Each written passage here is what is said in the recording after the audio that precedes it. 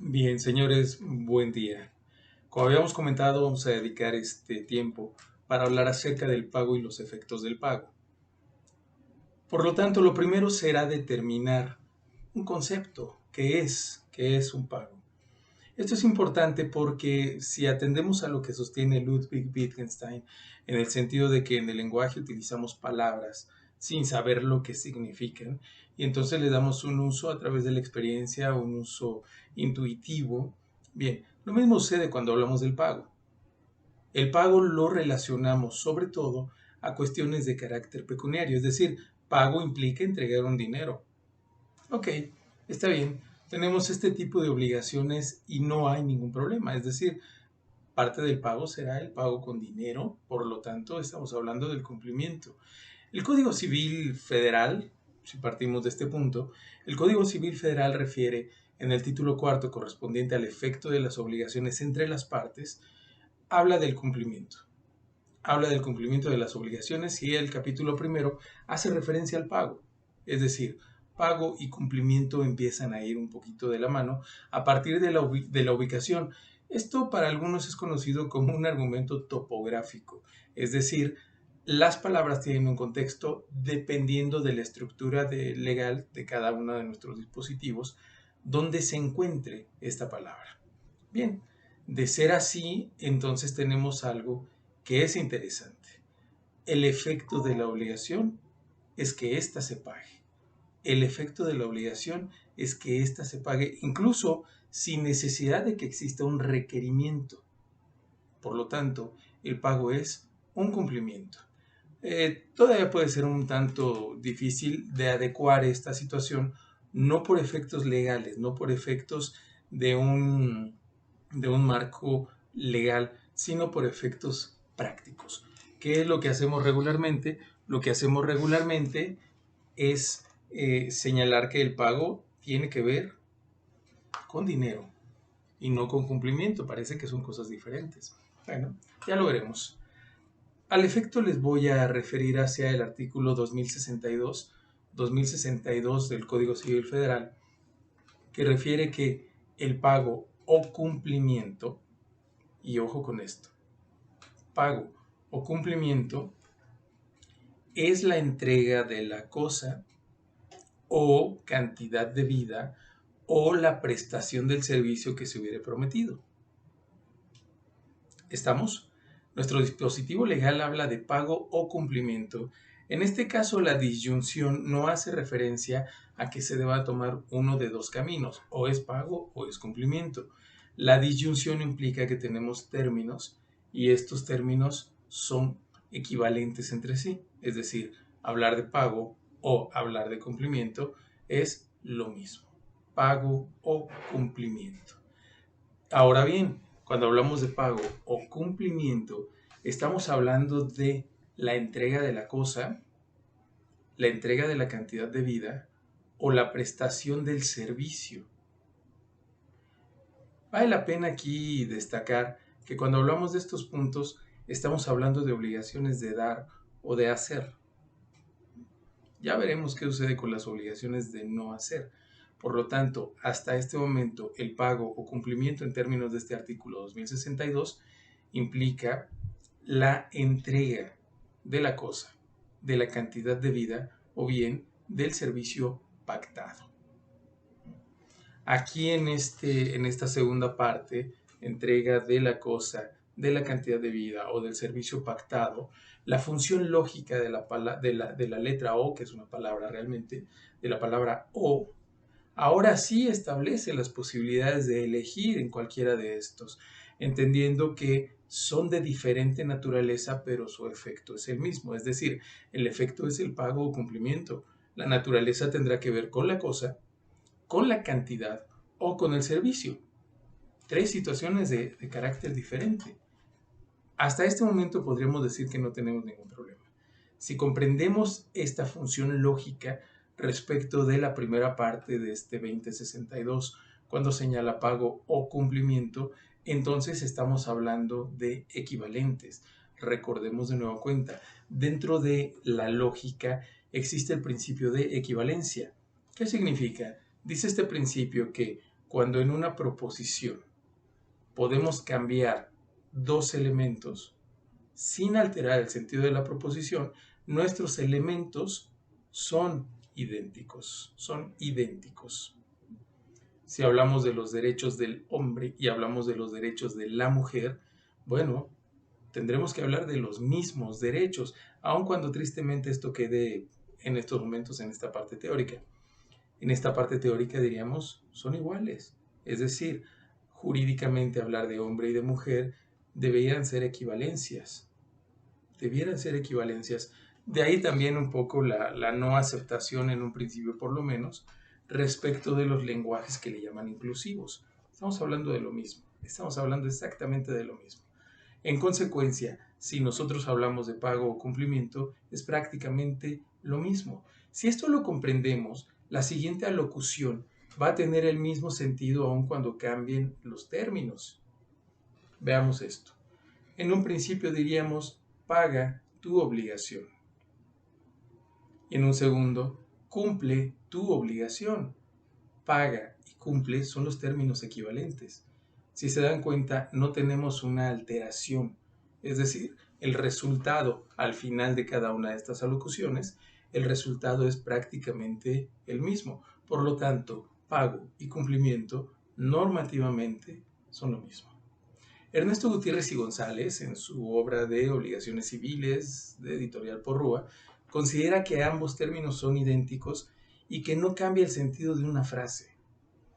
Bien, no le veo ningún problema con esto, a pesar de que estamos acostumbrados a que el pago implique el entregar una cantidad. Pago es únicamente respecto de retribuciones, entregas o bien de obligaciones donde se involucra el dinero. Si nosotros buscáramos la teoría económica del derecho, donde señala que nuestra norma jurídica se encarga únicamente de aquello que resulta económicamente relevante, entonces parece que la norma jurídica tendría razón. Es decir, pago o cumplimiento, estamos hablando de dinero.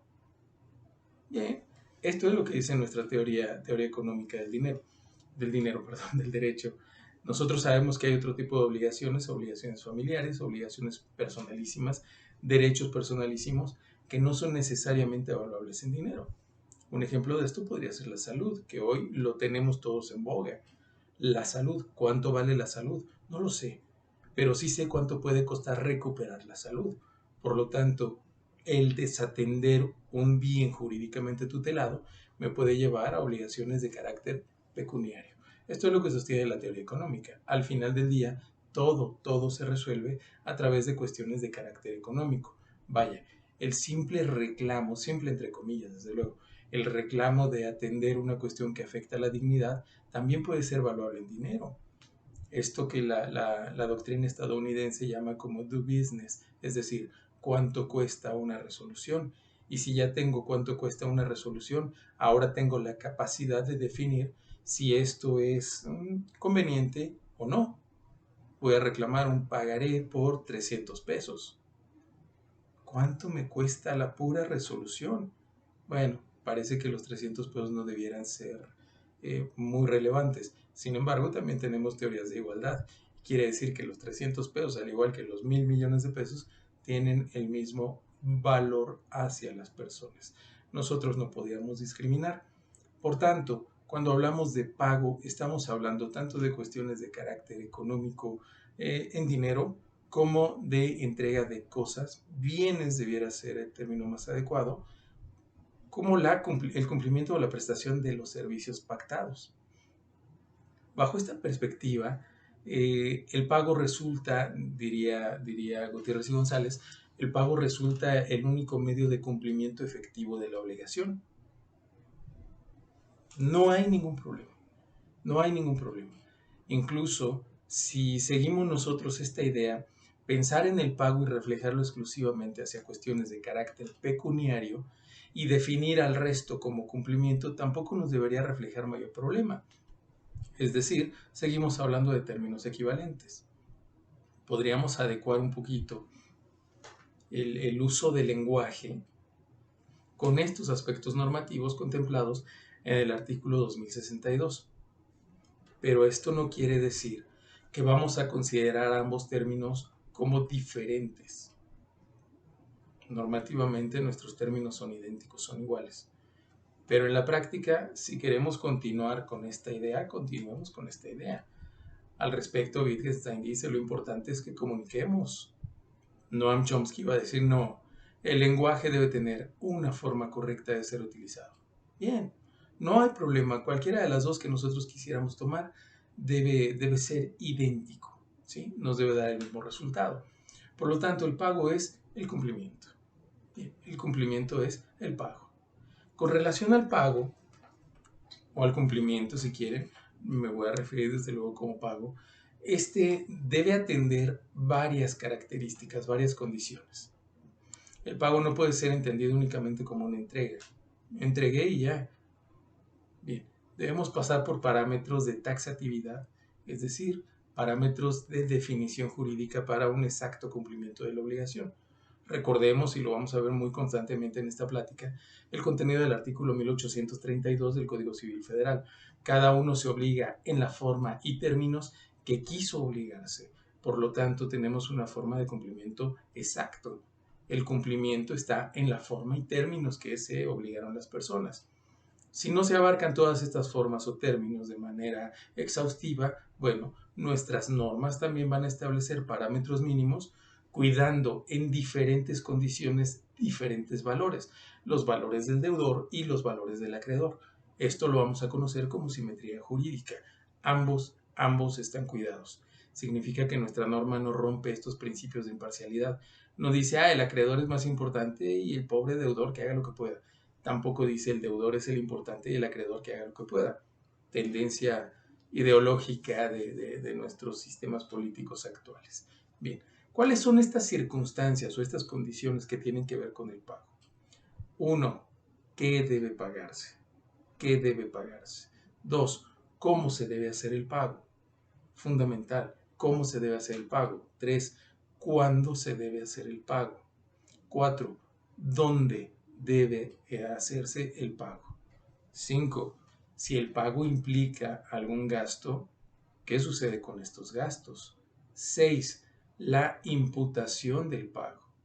La imputación del pago. 7. ¿A quién debe realizarse el pago? Y dos temas más que veremos con posterioridad. 1. La presunción de pago. Y 2. La oferta de pago y su consignación. Es decir, lo que tenemos respecto del pago, si lo comprendemos como un acto jurídico, es que debe cumplir con condiciones bien diferentes para que éstas puedan realmente reflejar un efecto normativo a nivel obligacional y sobre todo, tanto como constituyente de derechos como liberatorio de obligaciones. Por lo tanto, cuando hablamos de el pago debe cumplir con varias condiciones. Veamos algunas de ellas. La primera, ¿qué debe pagarse? ¿Qué es lo que debe pagarse? Bien, esto parece muy intuitivo a partir de lo que conocemos y sobre todo a partir del contenido de este artículo 1832. Si nosotros revisamos, por ejemplo, este artículo 2062, que es nuestro punto de partida, este 2062 dice, el pago o cumplimiento es la entrega de la cosa, de la cantidad de vida o del servicio. Pero ¿cuál cosa, cuál cantidad o cuál servicio? Bien, 1832 nos diría lo que hubieran pactado libremente las partes. Libremente, y estamos metiéndonos en cuestiones de consentimiento. Bien, libremente. A este respecto, el artículo 2012 del mismo Código Civil Federal dice que el acreedor de cierta cosa no puede ser obligado a recibir otra, aun si fuera de un valor mayor.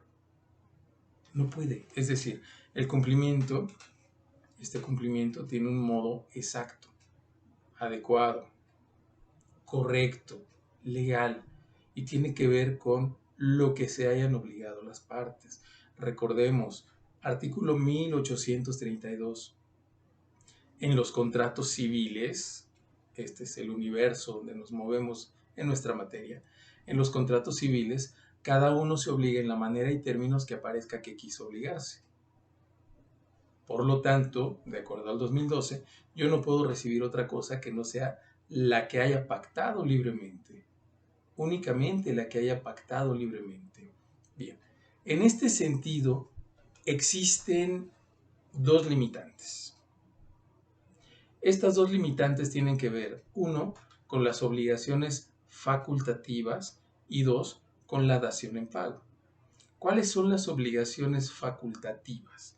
Las obligaciones facultativas hacen referencia a la posibilidad que tiene el deudor para liberarse de su obligación mediante la entrega de un bien o de otro.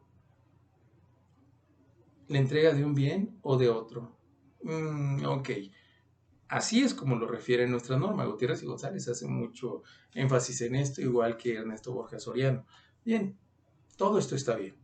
Pero si nosotros tenemos que realizar una interpretación integrativa respecto de estos dos módulos, tendríamos que decir necesariamente que la aceptación de una cosa o de otra se encuentra previamente pactada en términos del 1832 y en términos del 2012.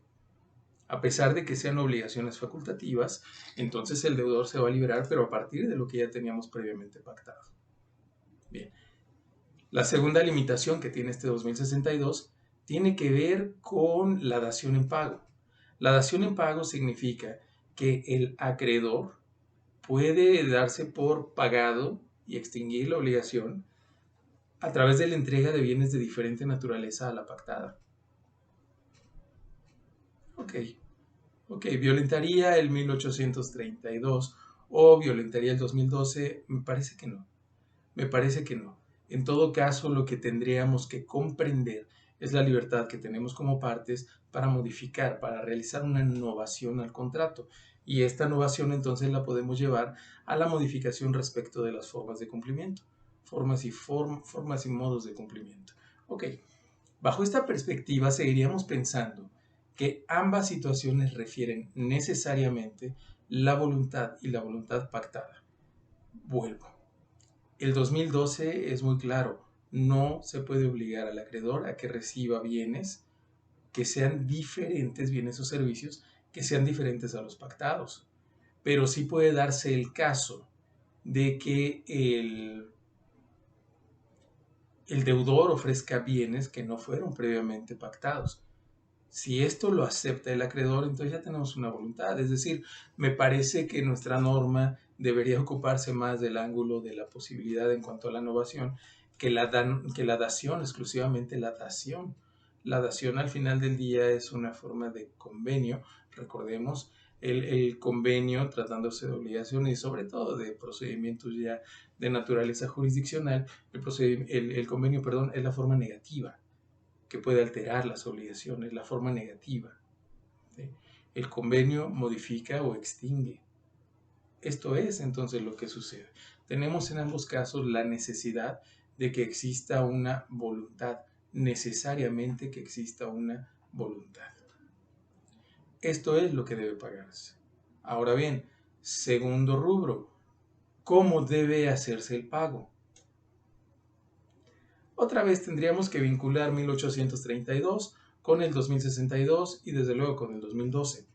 Estamos hablando de la forma y términos como si hubieran obligado.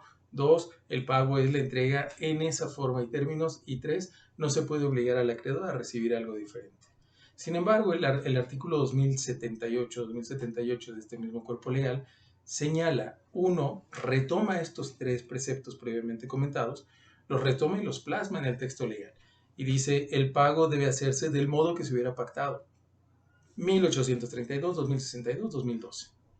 Nunca podrá hacerse parcialmente, sino en virtud de convenio expreso o por disposición de ley. Ya analizaremos cada uno.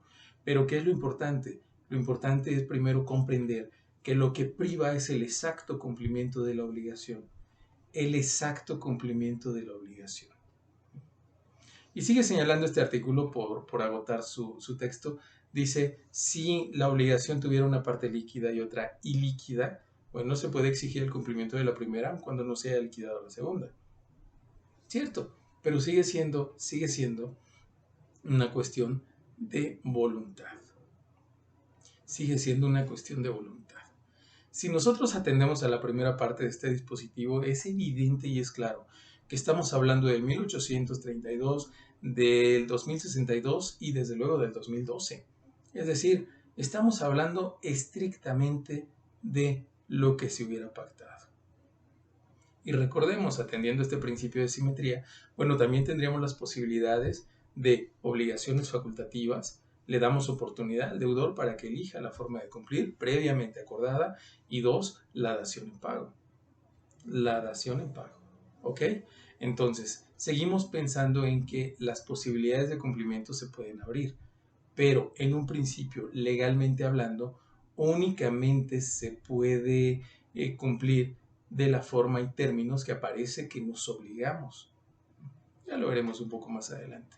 Ya lo veremos un poco más adelante. El pago no se puede realizar ni siquiera con bienes diferentes, aun cuando fueren de un valor superior. Si nuestra obligación está en una forma, un término y una condición determinada, esto es lo que se debe cumplir. Y no podemos obligar al acreedor a recibir bienes diferentes, aun cuando supongamos que le implican un beneficio. No te voy a pagar con el equivalente a 1, te voy a pagar con el equivalente a 10. No, yo pacté algo concreto y específico. Y esto es lo que yo puedo y lo que yo debo recibir. En consecuencia, si atendemos ahora a la segunda parte de este artículo 2078, ahí vamos a encontrar un principio de cumplimiento de obligaciones que se llama indivisibilidad del pago. Indivisibilidad del pago. El pago no puede ser dividido. Si se obligó a una persona a entregar una cantidad específica, un bien específico o realizar un servicio específico, debe realizarlo de la forma o entregarlo de la forma en que pactó, no a través de parcialidades. Pero volvemos, esto tiene como salvedad el hecho de que el acreedor pacte con el deudor y diga, no hay problema. Si este fuera el caso, no hay problema, entonces quiere decir que tengo mi voluntad. Mi voluntad. Bien. ¿Dónde vamos a encontrar unos límites con relación a esta posibilidad en cuanto a la indivisibilidad del pago? Los vamos a encontrar cuando se trata de pagos parciales y la imputación de pagos. Varios pagos y voy a cubrir uno de estos. Bueno, yo puedo decidir a cuál se aplique ese pago. Si tengo varias deudas en beneficio de un solo acreedor, entonces puedo imputar el pago y decir, este va para esta deuda. Ya lo veremos cuando lleguemos a la imputación, pero este es uno de los límites. La condición, y la veremos cuando hablemos de la imputación, es que el pago que estoy realizando no puede ser menor al de las cuantías de las deudas que ya tengo, salvo pacto en contrario. Pago en una sola exhibición de 5, de 10 y de 20. No puedo llegar con 2. Si me lo acepta, entonces ya tengo una novación de la obligación. ¿Ok? Y la novación de la obligación estará sujeta también a otra serie de condiciones. Esta imputación se encuentra contemplada en los artículos 2092, 2093 y varios más que vamos a estar viendo. ¿Sí? Este 2093 señala de manera concreta que cuando yo no digo de qué forma se va a aplicar el pago, entonces el pago debe ser hacia la deuda que resulte más gravosa.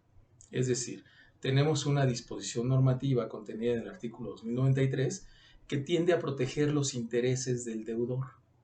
Tiende a proteger los intereses del deudor.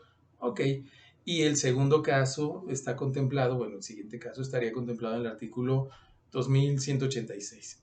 Este 2186 se refiere a la compensación, porque entonces dice, si existen adeudos mutuos, recordemos esto, algo que vimos en su momento, la condición de deudor y de acreedor es dinámica, no es algo que esté fijo hacia las personas. Tanto la adquisición, la asunción de una obligación como su cumplimiento implican una relación dinámica deudor-acreedor, deudor-acreedor. Bien, cuando esto se llega a dar donde ambos son entre sí deudores y acreedores, entonces opera la compensación. Pero nuestra norma 2186 dice que se entenderá compensado el adeudo por el monto de la cantidad menor, es decir, uno debe 10 y el otro debe 100. Hay una compensación, ¿por cuánto? Por 10. Entonces parece que tengo un pago parcial. Parece que tengo un pago parcial. Esta es una de las formas legales de empezar a extinguir obligaciones. Aquí el problema es pensar cuál estoy extinguiendo. Bien, si pienso que estoy extinguiendo la mayor, estoy cometiendo un error. En realidad estoy extinguiendo la menor. ¿Estamos? Ahora bien, tiempo de hacer el pago, nuestro tercer concepto. Tiempo de hacer el pago. Esto también parece que no nos debiera representar ningún problema. Si estamos a lo que pactamos, bueno, deberíamos entender que hay dos formas de pactar. Una, entregando un plazo. Dos, sin otorgar un plazo. Otorgar un plazo sin otorgar un plazo. Si hablamos del otorgamiento de un plazo, entonces también no es mayor problema. Estaríamos a lo dispuesto en dos numerales, 1832, 2062, lo que pactamos y cómo lo pactamos y qué es lo que me va a entregar, cuando lo hayamos pactado. Pero hay otro, bueno, perdón, y por cerrar este punto, si no cumplimos en ese tiempo, incurrimos en mora, ¿ok? Incurrimos en una sanción específica de mora. El tiempo pactado se establece a partir del artículo 2079, Código Civil Federal, recuerden. En este sentido se señala que el pago se hará en el tiempo designado en el contrato. ¿Exceptuamos cuáles? Bueno, evidentemente, aquellos en que la ley permite o prevenga una cosa completamente diferente. Ya los iremos viendo un poquito más adelante. Cuando el plazo se estipula en favor del deudor, este puede ser el pago anticipadamente, dado que la fecha de cumplimiento se viene a constituir como un límite cuando es en favor del deudor. ¿Ok? Me pagará la cantidad a más tardar, bueno, el plazo que se está estableciendo es en favor del deudor. Tuvo para el día siguiente, pues el día siguiente se puede estar limitando se puede estar quitando de los efectos que pueda tener esta obligación cuando tiene esta posibilidad. El tiempo o el plazo de pago en beneficio del deudor. Y recordemos algo desde este momento y que es importantísimo. El artículo 2088 dice, tenemos derecho a recabar y a recibir un comprobante del pago que estamos realizando. En consecuencia, no se trata únicamente de decir, aquí está, puedo pagar antes y necesito mi comprobante. Cuando decimos, por esto esta relación dinámica que les comentaba, cuando decimos que ahora el deudor tiene derecho a recibir un documento, bueno, ahora el deudor se convierte en acreedor. Y el acreedor ahora es deudor que tendrá que cumplir con una obligación legal. ¿Cuál? Entregar un comprobante de pago. ¿Se puede retener el pago mientras no se entregue un comprobante? Sí. Por lo tanto, no estamos hablando de estamos hablando de una mera consideración o a ver qué opina alguien. Es algo que se debe cumplir. Cuando se trata de obligaciones de hacer, las obligaciones de hacer, ¿cuándo deben ser cubiertas o entregadas? Cuando se cumple el tiempo que sea estrictamente necesario. Piensen en la construcción de una casa. ¿Tendrá algún efecto que yo obligue al arquitecto, al constructor, a que me entregue la casa al día siguiente de que la pactamos? Si le entrego un terreno en Breña, no tiene nada, y se obliga a entregarme el día siguiente. ¿Sería esto válido? No, definitivamente no. Entonces, si estamos hablando de un hacer, deberé esperar el tiempo que sea necesario. Por eso, por ejemplo, en los contratos de construcción se llevan bitácoras de avance de obra. ¿Qué vamos a hacer durante cada tiempo y cuánto es lo que me va a costar cada una de estas etapas? Entonces ya puedo exigir, por ejemplo, en la primera semana la compactación del predio y la puesta de los cimientos. Ok, ya tengo algo, pero no puedo decir esto lo tengo para mañana porque así lo pactamos. Ok, así lo pactamos. Bien, ¿qué pasa cuando no se establece un plazo? Entonces hay que hacer diferencias. Si no se establece un plazo, en las obligaciones de dar deben transcurrir 30 días a partir del requerimiento, la interpelación. La interpelación judicial, aquí lo que utilizamos es la jurisdicción voluntaria, le decimos al juez, requiere por favor y déjeme una constancia de que fue requerido. La extrajudicial.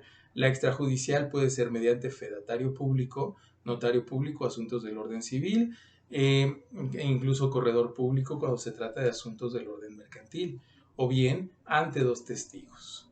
Ante dos testigos. 30 días. 30 días a partir de que se da este acto. Ahora bien, si de lo que estamos hablando específicamente se trata de obligaciones de hacer, el pago debe efectuarse cuando lo exige el acreedor, pero reitero, siempre que haya pasado un término necesario para el cumplimiento de este servicio. Bien. Cuarto punto, lugar donde debe realizarse el pago. Regla general. La regla general se encuentra con... Bueno, perdón, no sé si se los mencioné.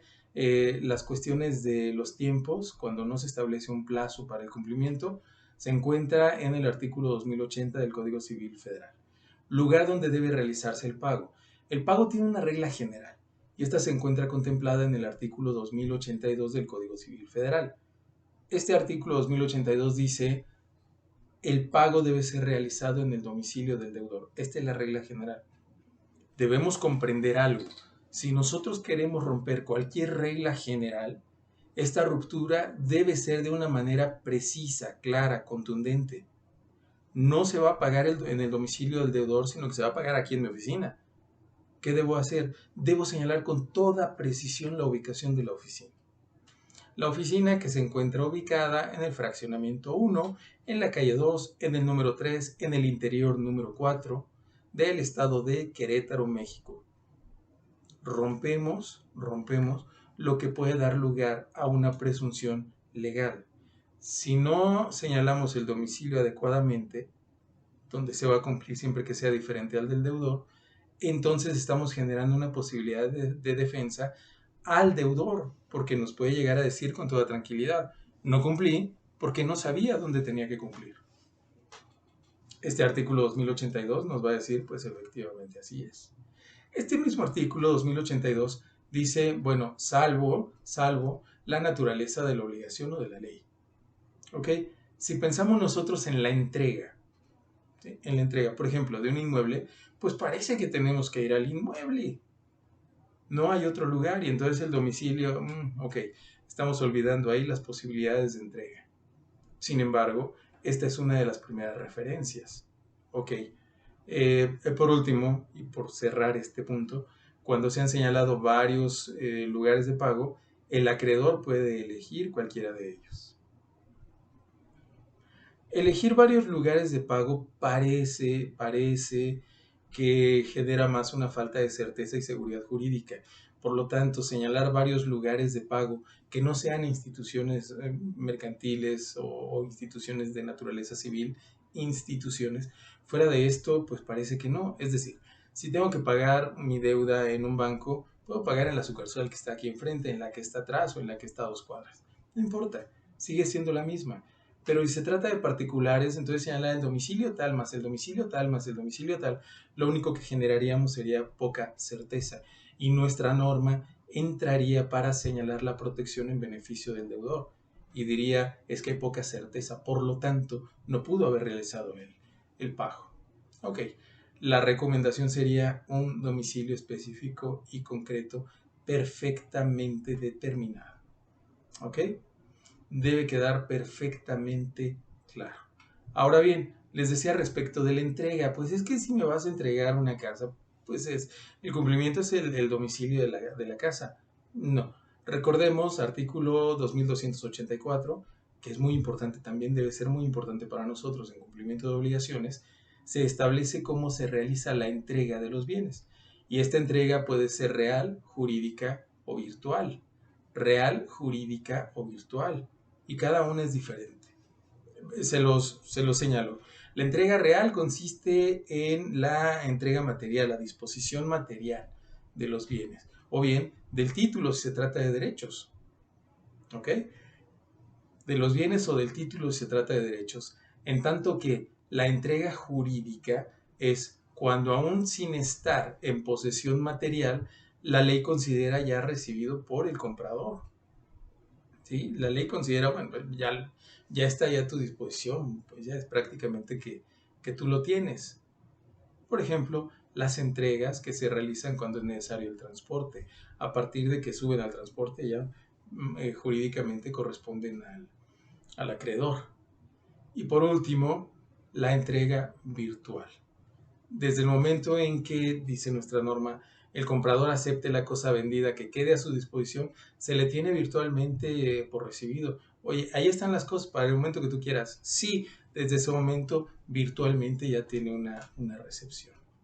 Siguiente punto tiene que ver con los gastos derivados del pago.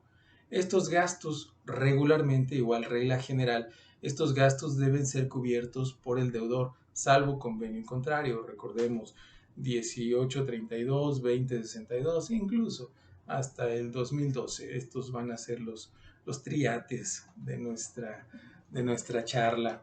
Bien, el artículo 2086, seguimos hablando del Código Civil Federal, establece esta regla general. Los gastos de entrega serán por cuenta del deudor, salvo que se hubiera pactado algo diferente. Es decir, regla general, excepciones. Si queremos mantener excepciones, entonces debemos ser muy claros y contundentes con lo que estamos haciendo. Recordemos, la relación deudor-acreedor es dinámica. No la fijemos únicamente en dos personas como si fuera un dogma de fe. Estos van a tener un dinamismo con la obligación más sencilla que ustedes quieran. La obligación más sencilla. Si yo, acreedor, tengo derecho para reclamar de mi deudor, bueno, el deudor tiene derecho para cumplir y que yo le reciba, es decir, me convierto en un deudor y él en un acreedor. Y esto puede cambiar de manera tremenda. Por lo tanto, si los bienes, si el pago genera algún costo, este debe ser cubierto por el deudor. Pero, si deben ser transportados, se los comentaba a través de las entregas, bien, si deben ser transportados, entonces los gastos son en beneficio, son a cargo de el acreedor. ¿Ok?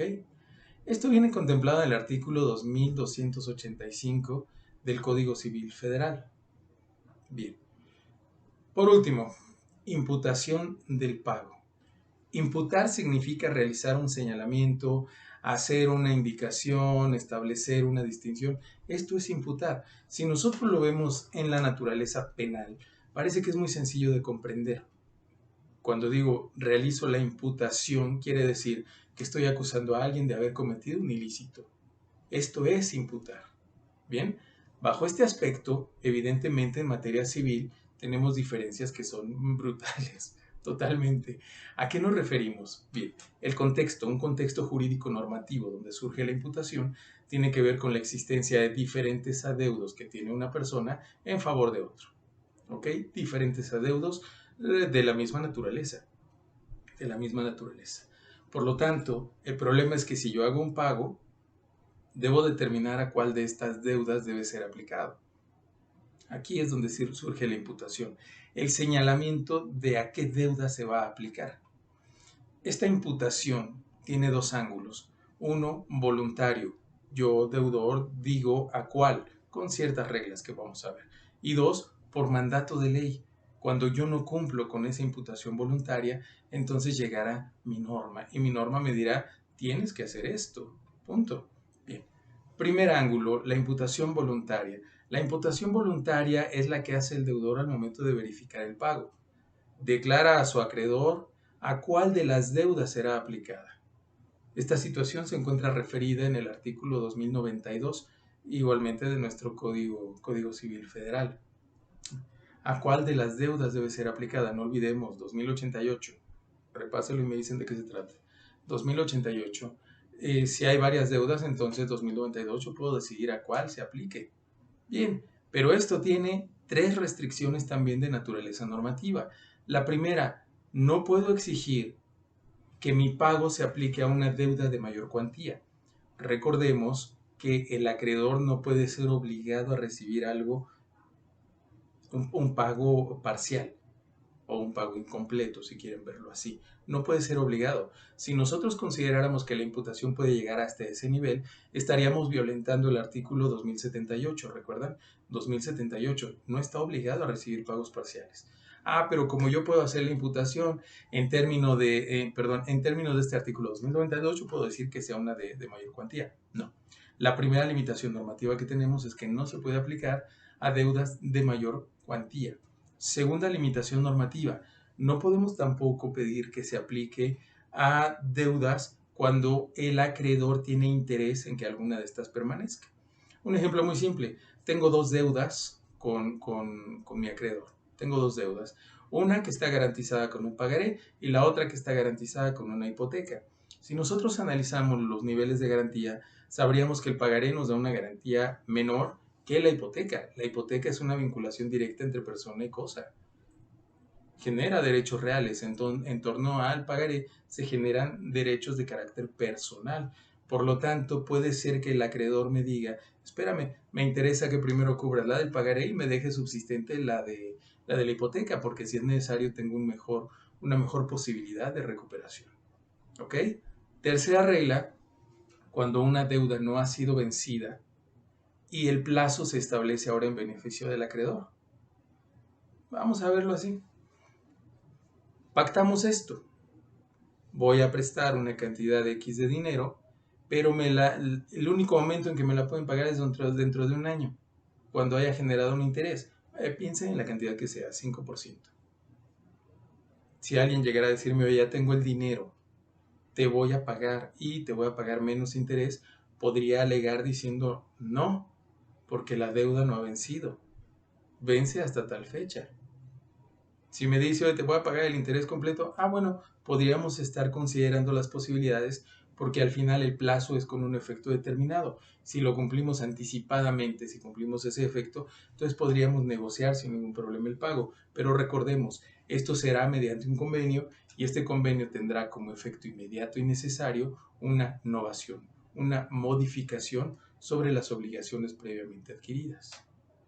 ¿Ok? La segunda forma de imputación se establece a partir de disposiciones normativas. Bien, 2093.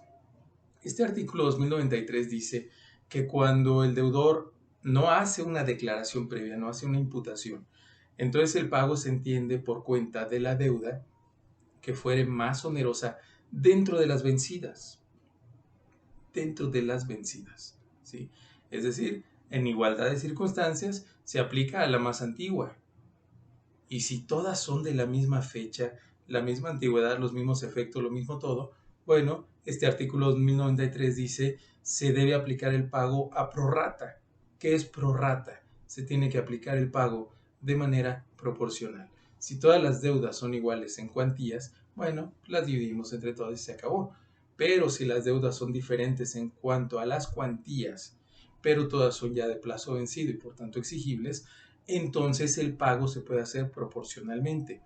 Nuevamente hay mucho problema de números. Si un adeudo implica el 30% del total, otro el 10, otro el 20, pues así es como se irá realizando el pago. El pago total que estoy recibiendo tendré que aplicarlo a prorrata proporcionalmente hacia cada uno de estos adeudos. Bien, ¿cuál es el límite que tenemos? El límite se encuentra contemplado en el artículo 2094. 2094. Si hago un pago sin hacer un señalamiento de imputación, entonces el pago, si genera intereses y tiene intereses vencidos, el pago se debe aplicar primero a los intereses y después al capital. Y después al capital. Recordemos, si al final lo que tengo es una posibilidad normativa de protección, primero protejo al deudor, a la deuda que genere más, pero segunda protejo ahora al acreedor, simetría normativa. En esta protección que le doy al acreedor, ahora le digo, cubrimos los intereses vencidos. Y ahorita les voy a comentar el por qué, pero las cantidades, después se aplicará capital y las cantidades no cubiertas de capital siguen generando intereses. Bien, en materia civil, aquí existe una prohibición que se llama pacto de anatocismo. No se puede pactar en materia civil que los intereses generen intereses. Cuando esto se promovió ante la Suprema Corte determinó que efectivamente, tratándose de adeudos de naturaleza civil, no existe la posibilidad del anatocismo, pero en cambio, tratándose de adeudos de naturaleza mercantil, el anatocismo aplica sin ningún problema, los intereses generan intereses. Y entonces tenemos deudas que crecen de una forma brutal, ¿sí? Bueno, el 2094 tiene este límite. Si no hice la imputación, dice el artículo 2093, se aplica a las más antiguas. pero si hay intereses, primero a los intereses y después al capital. Bien. ¿Quién puede realizar el pago? El pago lo puede realizar el deudor o su representante, lo puede realizar un tercero con interés pecuniario o un tercero sin interés pecuniario. Esto nos resume a cualquiera puede realizar el pago. Bien, veamos. La primera parte, el deudor o su representante, siendo las obligaciones un medio de adquisición y por lo tanto una forma de pactar un cumplimiento, bueno, el primer interesado será el deudor. Y el deudor a través de su representante. El representante ejerce los derechos, los intereses que pueda tener este deudor y liberarse o no liberarse es uno de estos. El pago puede ser hecho por el deudor, no tiene mayor problema. Segundo, por un tercero interesado pecuniariamente, un interesado en que la obligación se cumpla. Les pongo un ejemplo también muy simple. Sucede que yo presté una cantidad X de dinero, realizo un contrato de mutuo y me garantizan con un vehículo, pero el vehículo fue sacado a crédito, tiene 49 pagos realizados, falta uno. Y mi deudor me dijo, no te preocupes, yo pago el día 1 de agosto sin ningún problema. Llega el 1 de agosto y no pagó. La garantía que tengo todavía no le pertenece a él, por lo tanto tengo una garantía defectuosa. ¿Qué es lo que tengo que hacer? Tengo interés en que se cumpla con el pago para poder perfeccionar mi garantía. Entonces puedo llegar sin ningún problema a la institución que hubiera vendido y decirle, aquí está el pago número 50, entrégame una carta de liberación, recuerden por ahí. Bien, esto ya lo tenemos, entonces tengo un interés pecuniario. Si tengo este interés pecuniario, puedo realizar el pago sin ningún problema. Tercer caso, el pago puede ser realizado por un tercero que no esté interesado pecuniariamente. ¿Sí? Alguien que quiera hacer el pago sin que se entere el deudor. Piensen, por ejemplo, en los padres. Los padres dicen, pobrecito de mi hijo, ¿cómo está sufriendo? Voy y hago el pago. Y el pago debemos contemplar también que el pago puede ser realizado por un tercero con interés, sin interés, con el conocimiento y consentimiento del deudor, incluso contra la voluntad del deudor. Estas situaciones se encuentran contempladas en el artículo 2067 y 2068 del Código Civil Federal. ¿Cuándo no aplica esto?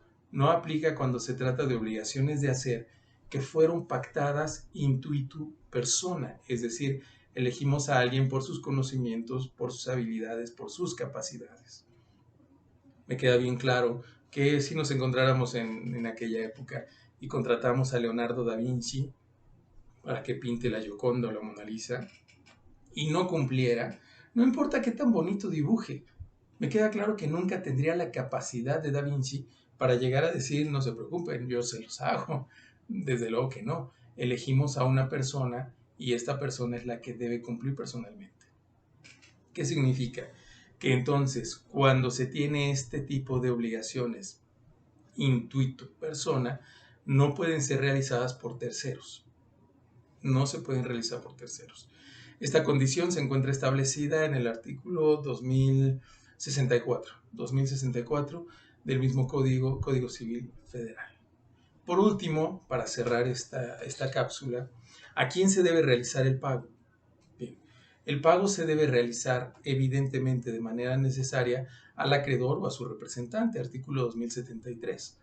Al acreedor, su representante. Si estamos hablando de que el deudor tiene el derecho y puede realizar el pago, simetría, entonces el acreedor tiene el derecho pleno de recibir ese pago, el derecho y la obligación de recibir ese pago. El artículo 2077 dice que no tiene ningún valor esto si se ordena previamente la retención de la deuda. Ok, regresemos con esta idea de que me puedo sustituir en la persona del deudor. Si el deudor tiene derechos que sean suficientes como para que yo pueda satisfacer las obligaciones que tengo a mi favor, desde luego, y el deudor decide no hacerlo, bueno, puedo sustituirme y ejercer los derechos que pudiera tener el deudor. Y entonces puedo obligar a quien le deba dinero a él, al deudor, lo puedo obligar a que retenga el pago. Lo retienes hasta en tanto se determine si tengo derecho o no a recibirlo primero y de manera directa. Bien, bien. Esto es lo que refiere el 2077. Si alguien hace el pago, después de ordenar la retención, pues tendremos un problema, porque ese problema implica la posibilidad de que el pago no se pueda tener por hecho. Bien, y por último, los pagos se pueden realizar a incapacitados. Sí, sí. Directamente, sí. La regla general me dice no. Los actos jurídicos no tienen efecto si se realizan sobre personas que carecen de una capacidad. Totalmente de acuerdo. Y si lo hago en beneficio de terceros, tampoco. Tampoco. El pago debo realizarlo hacia el acreedor. Ok. Si se trata de discapacitados, incapacitados, perdón por la palabra, incapacitados o bien de terceros, únicamente tendrá validez cuando se demuestre la utilidad del pago. Únicamente validez cuando se demuestre la utilidad del pago. Voy a pensar en algo muy, muy simple. ¿Sí? Le debo dinero a una persona que está hospitalizada, que puede ser el incapacitado o puede ser el acreedor. Y entonces un tercero llega a decirme, en el caso del acreedor, un tercero llega a decirme, oye, necesito que nos pagues porque necesitamos pagar la cuenta del hospital. Perfecto, hago mi pago y es en beneficio del acreedor. Mi pago es completamente válido. Lo mismo sucede tratándose de la persona que tenga una incapacidad legal. ¿Voy a realizar el pago? Claro que lo voy a realizar. La misma situación. Aquí está el pago para que puedan pagar el hospital. Y entonces tengo una vinculación directa. El pago es perfectamente válido porque hay una utilidad en beneficio tanto de el incapacitado como del acreedor. ¿Ok?